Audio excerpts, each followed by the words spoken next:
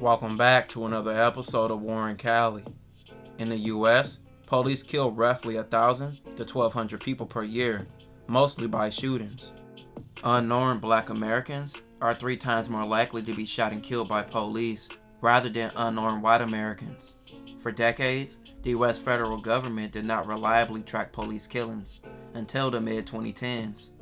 Many police departments did not report the use of forced deaths. Some deaths were recorded as justifiable homicides without detail. The official FBI data missed hundreds of cases per year. California has some of the highest police shootings in the nation, and police like Officer Massey will be a major face. Massey was an 11-year police veteran and had been in 4 separate shootings involved in unarmed civilians throughout his career, one being Richard Tyson, also known as Tiny Taco. He was a 20-year-old member of the neighborhood Paros in Inglewood.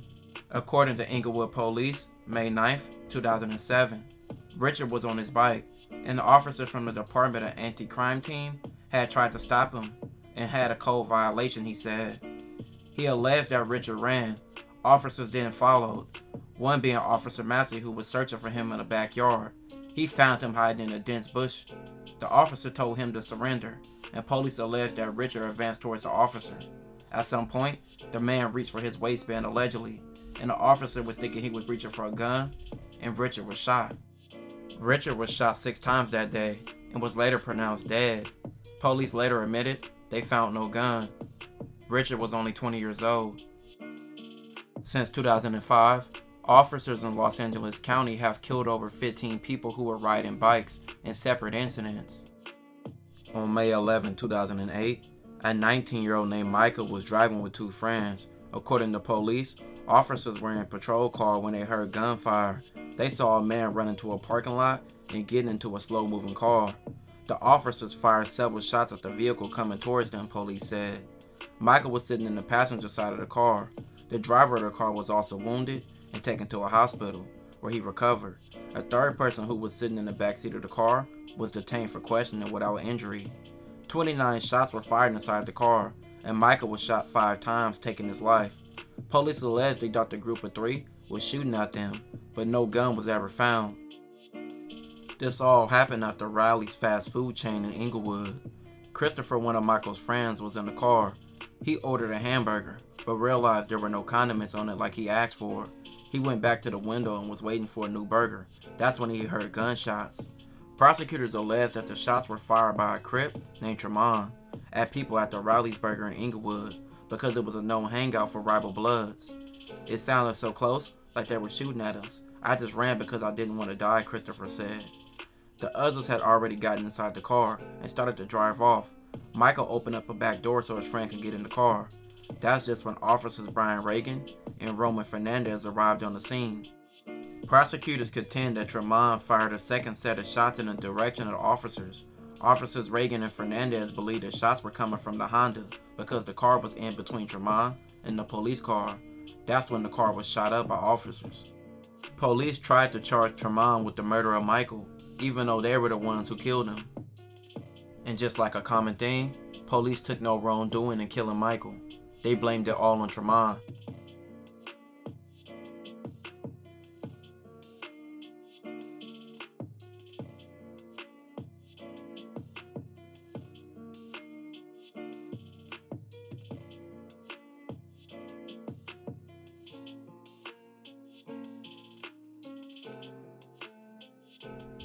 On August of 2008, Officer Massey was one of 7 officers that shot a homeless man being named Eddie Franco. Eddie Franco was shot 47 times near La Brea and Market Street.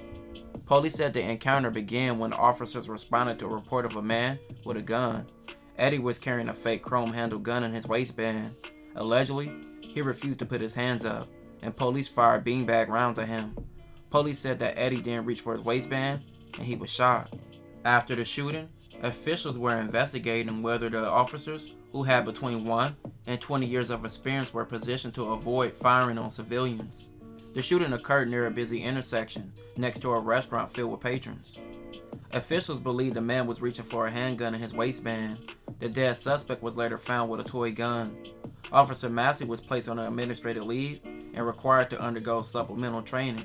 before being allowed to come back to the police force. Police also confirmed with a published report from earlier in that week that 7 of the officers shot a combined 47 times, wounding a dog and grazing the head of a passing motorist. 8 police officers were suspended following Eddie's death. Police Chief Jacqueline Seabrooks acknowledged that the shooting was very disturbing to the community, to the administration, and also to the police department. She stated, "We could have done a better job tactically. I would have preferred that it was far fewer rounds." This was Inglewood's 4th police-involved shooting just that year at that point. In May of 2009, Officer Massey was one of 4 officers involved in a shootout with a suspected gang member, being named Marcus Smith, at the site of a birthday party. Witnesses at the scene claimed that Marcus was unarmed and that officers opened fire on him at close range, striking him at least 4 times in the back, and at least 1 officer was struck by friendly fire. Police officers say that they found a semi-automatic on the scene and claimed that the suspected gang member, being Marcus, had the semi-automatic in his possession before they shot him. Inglewood Police Lieutenant Overly said initially that Marcus fired at the officers and that 3 officers returned fire. Lieutenant Overly later changed the story and said that he would not confirm whether a shot was actually fired by Marcus. Family members reported that their celebration was typical of the types of gatherings that they had enjoyed on numerous occasions in the past, and that Marcus, who did not own a gun, would have not brought a gun to a family party. Family members say that Marcus was most likely to be a peacemaker if matters got out of control at a party, but instead now, they're mourning him. Most witnesses agreed that no fights or other loud and disruptive arguments occurred during festivities, and enclosed the area had been set up for the partygoers, which made it impossible for anyone to see police officers or others approaching the second-story apartment. When Marcus was leaving the party and walking down the stairs, one family member explained, "He stumbled and threw his hands in the air to balance himself. I did not hear any police warning or other police commands. The next thing I hear were gunshots, and Marcus was laying motionless." Inglewood Police Chief Jacqueline Seabrooks says Marcus pulled a gun from his waistband and pointed it at officers.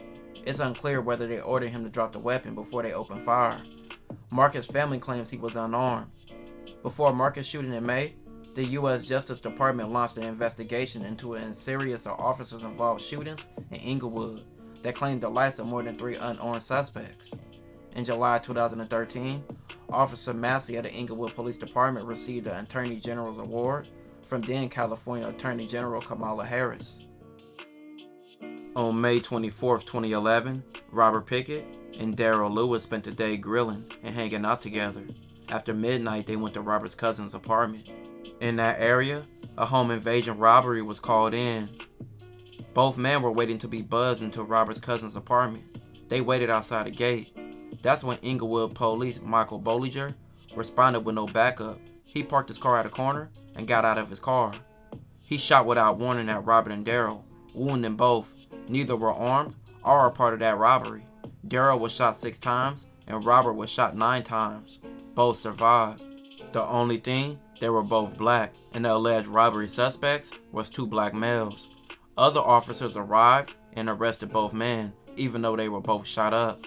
Police stated that both men had guns, which was false, and neither had stolen any items. 4 officers later tried to cover up the crime for Officer Bollinger. The crazy part of this case, en route to the home invasion call, an innocent bystander was struck by a police car, killing her instantly. Her name was Loretta Garrard. To make matters worse, the home invasion victims never even identified Robert or Daryl as the robbers, but they were still charged and arrested, and they had to spend years in jail before being exonerated. Great detail. But on May 24th, 2011, where were you guys? What were you doing? I was dropping Mr. Pickett off, leaving from my place of residence, taking him to his place of residence, and as we're leaving from his house, that's when we started getting shot from that point on. Okay, and how many times you were shot by LA County? You were shot by the police, right? Yes. And how many times were you shot? I was shot 6 times, and Mr. Pickett was shot 9. Robert Pickkins and Daryl Lewis, who were held for over 32 months prior to being acquitted at trial.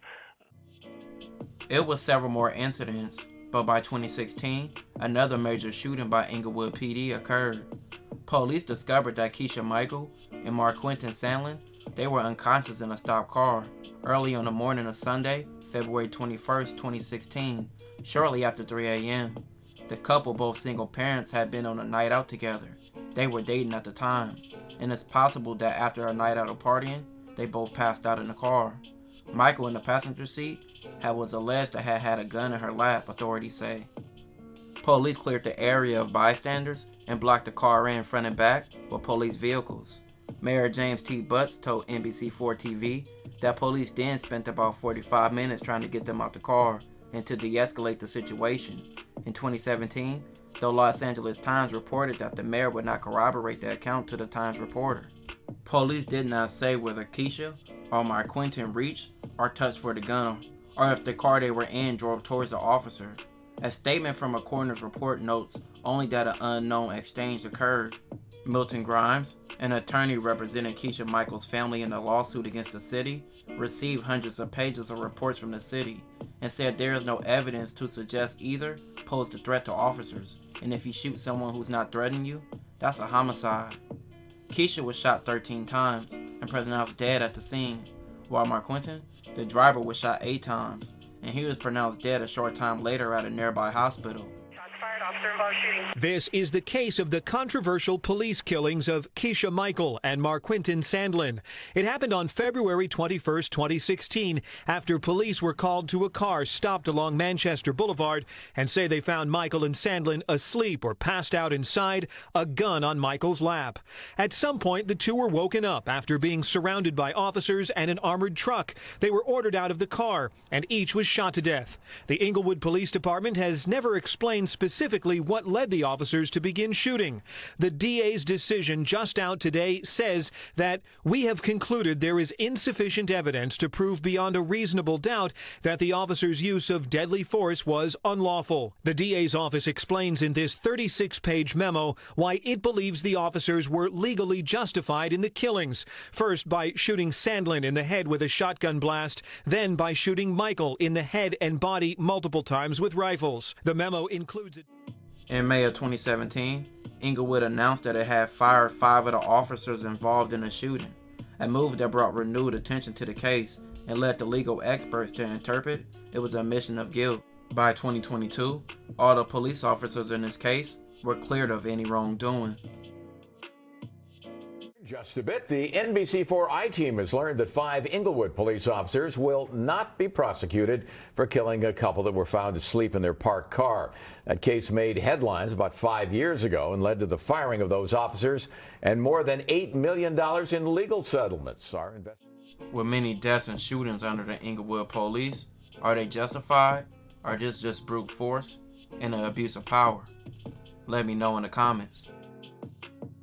This will conclude this episode. If you haven't already, make sure you check out my previous episodes. Don't forget to like, hype, comment, and subscribe.